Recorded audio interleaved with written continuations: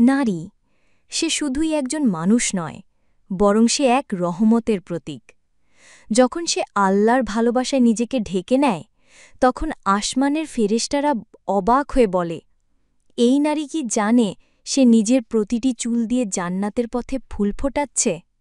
হ্যাঁ, আল্লাহ তাআলা নারীর হিজাবকে সম্মান করেছেন। নারী যখন নিজের সৌন্দর্য গোপন করে, সে শুধু শরীর ঢাকে না, বরং সে তার ঈমানের আলোকে চারপাশ আলোকিত করে। একটি পর্দা, একটি হিজাব, সেটাই হয়ে যায় জান্নাতের চাবি। হাদিসে এসেছে, যে নারী আল্লাহর ভয়ে নিজের সৌন্দর্য গোপন করে, সে জান্নাতে যাবে বিনা হিসাবে। রেফারেন্স: বাইহাকি, শুআবুল ঈমান, হাদিস ৭৩৮৩।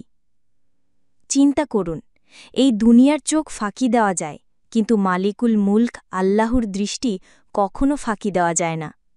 আর সেই নারী যে মানুষকে নয়, বরং আল্লাহকে খুশি করতে নিজেকে আবৃত করে, তার জন্য আছে জান্নাতে অগণিত পুরস্কার।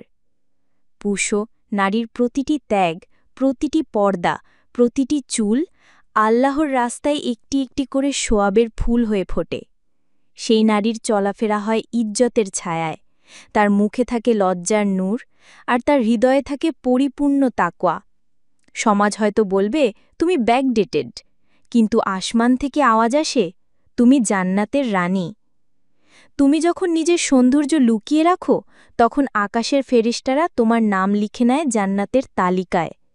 তুমি হয়তো জানো না, কিন্তু তোমার প্রতিটি পর্দা হচ্ছে তোমার জন্য জান্নাতে একটি করে প্রাসাদ তৈরি হওয়ার কারণ।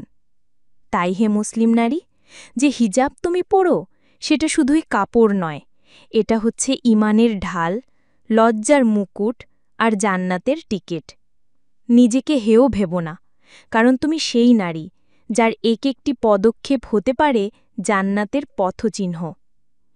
আল্লাহ তাআলা আমাদের সকল নারীকে সেই সৌভাগ্যবান নারীদের কাতারে শামিল করুন, যারা দুনিয়ার ফিতনা থেকে বাঁচে আর আখিরাতের রওশন হয়ে ওঠে। আমিন।